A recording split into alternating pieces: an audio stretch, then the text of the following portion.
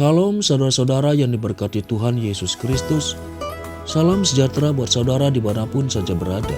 Kiranya damai dan sukacita serta penghiburan dari Roh Kudus melimpah senantiasa dalam hati dan kehidupan kita semua.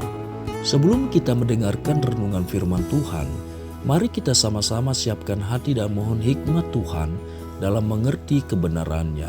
Mari kita berdoa.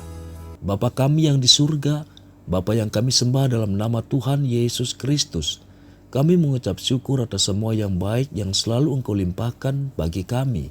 Berkat perlindungan-Mu dan kasih setia-Mu, serta segala kebaikan-Mu bagi kami.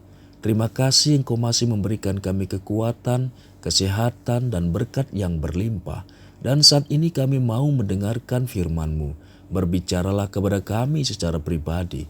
Jamah hati kami dan Roh Kudus-Mu memberikan kami pengertian untuk dapat memahami akan kehendak-Mu. Terima kasih Tuhan.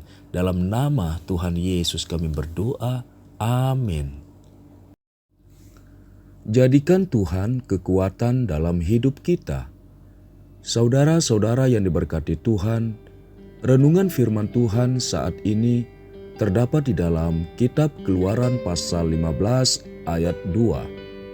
Tuhan itu kekuatanku dan mazmurku. Ia telah menjadi keselamatanku. Ia Allahku, kupuji Dia. Ia Allah Bapakku, kuluhurkan Dia. Ketika Musa membawa orang Israel keluar dari tanah Mesir, Firaun tidak melepaskan mereka begitu saja.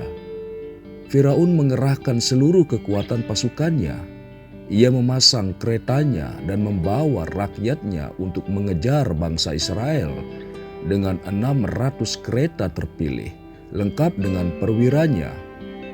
Firaun mengejar mereka, terdapat di dalam Keluaran pasal 14 ayat 5-8. Firaun dan pasukannya mendekati bangsa Israel yang sedang berkemah di tepi laut Teberau. Melihat hal itu, orang Israel menjadi sangat takut dan berseru-seru kepada Tuhan. Bahkan mereka mengeluh kepada Musa yang telah membuat mereka terjebak seperti saat itu. Hal seperti ini sering kita alami dalam kehidupan kita. Berbagai masalah datang menghimpit kehidupan kita. Perhatian kita hanya terfokus pada masalah tersebut. Padahal kita harus berusaha untuk mencari jalan keluar dari permasalahan yang ada. Bagaimanakah caranya Musa dan bangsa Israel dapat terlepas dari masalah yang ada pada saat itu? Yang pertama, tidak takut. Di dalam Keluaran pasal 14 ayat 13-14 dikatakan, "Janganlah takut, berdirilah tetap dan lihatlah keselamatan dari Tuhan yang akan diberikannya hari ini kepadamu.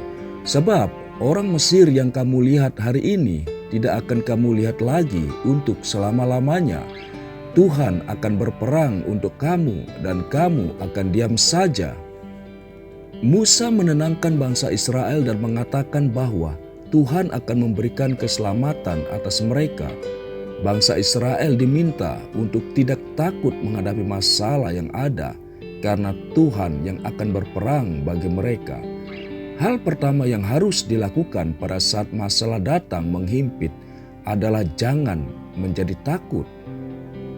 Ketika kita merasa takut, pikiran kita akan dilingkupi dengan banyak hal-hal yang negatif. Kita menjadi lupa akan keberadaan Tuhan. Kita menjadi lupa akan kebesaran Tuhan dan segala yang dapat Dia lakukan dalam hidup kita. Ingatlah bahwa tidak ada yang mustahil bagi Tuhan. Dan tidak ada yang mustahil bagi orang yang percaya kepada Dia.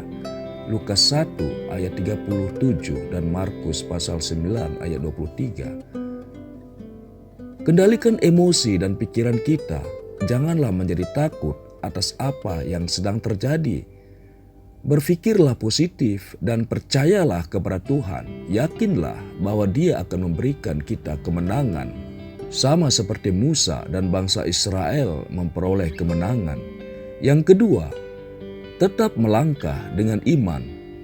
Di dalam Keluaran pasal 14 ayat 15a sampai dengan 16 dikatakan, Katakanlah kepada orang Israel supaya mereka berangkat, dan engkau angkatlah tongkatmu dan ulurkanlah tanganmu ke atas laut dan belahlah airnya, sehingga orang Israel akan berjalan dari tengah-tengah laut di tempat kering. Tuhan tidak mau bangsa Israel hanya diam saja dan mengeluh terus. Tuhan menghendaki mereka untuk bergerak dan melangkah menuju Laut Teberau. Tuhan juga memerintahkan Musa untuk bertindak dengan iman, yaitu membelah Laut Teberau. Walaupun jalan di depan kita terasa mustahil, tetapi Tuhan menginginkan kita untuk dapat berani melangkah dengan iman. Langkah ini akan terasa berat jika kita terlalu memikirkan risiko apa yang akan terjadi. Logika kita akan memberitahukan kepada kita bahwa tidak mungkin kita melangkah, tidak mungkin kita akan mendapat jalan keluar. Tetapi firman Tuhan berkata lain, tiada yang mustahil bagi orang yang percaya. Jangan sekedar mengeluhkan keadaan yang sedang kita alami, berdoa dan minta petunjuk dari Tuhan. Dia yang akan menjadi sumber dari segala akal dan pikiran, akan menerangi hati kita dan memberikan petunjuk atas apa yang harus kita lakukan. Jalanilah dengan iman, percaya, dan lihatlah, tangan Tuhan akan menyertai serta memberikan kekuatan bagi kita untuk melangkah. Sama seperti bangsa Israel yang berjalan di tengah Laut Teberau yang terbelah, kita pun juga akan melihat mukjizat dinyatakan dalam hidup kita. Mungkin kita tidak secara nyata berjalan di tengah laut yang terbelah, tetapi kita akan menyadari kekuatan tangan Tuhan yang membukakan pintu bagi jalan kita. Kita akan melihat bahwa Tuhan senantiasa menyertai kita dan Dia memberikan kemenangan bagi kita. Haleluya! Dalam kesesakan aku telah berseru kepada Tuhan. Tuhan telah menjawab aku dengan memberi kelegaan. Tuhan di pihakku, aku tidak akan takut. Apakah yang dapat dilakukan manusia terhadap aku? Mazmur 118 ayat 5-6. Amin. Saudara-saudaraku yang dikasihi Tuhan, setelah kita merenungkan firman Tuhan yang singkat ini, saya rindu kembali mengajak saudara-saudara untuk berdoa. Mari kita berdoa. Bapa kami yang di surga, kami mengucap syukur atas firman-Mu yang telah kami dengar dan renungkan. Firman-Mu yang mampu mengubah hati kami dan memberi kami kekuatan yang baru dalam melakukan segala aktivitas dan rutinitas kami. Berkati bangsa dan negara kami Indonesia, saudara-saudara kami yang mengalami pergumulan, baik pergumulan sakit penyakit, musibah dan bencana, serta masalah dalam keluarga dan lain sebagainya. Kami tahu hanya Engkau Tuhan yang mampu menolong segala pergumulan yang kami hadapi. Kiranya Engkau membuka jalan dan Roh Kudus-Mu terus menuntun hati kami untuk mengerti kehendak-Mu dan menjadi pelaku firman-Mu. Terima kasih Tuhan, kami serahkan semuanya ke dalam tangan-Mu. Ampunilah segala kesalahan dan dosa kami. Kiranya berkat dan damai sejahtera serta kasih karunia Tuhan terus menjadi bahagian kami. Hanya di dalam nama Tuhan Yesus kami berdoa. Amin. Haleluya. Saudara yang dikasihi Tuhan, saya percaya firman Tuhan saat ini sudah menjadi berkat dan kekuatan bagi kita semua. Tuhan Yesus kiranya memberkati. Sampai jumpa pada renungan berikutnya. Amin.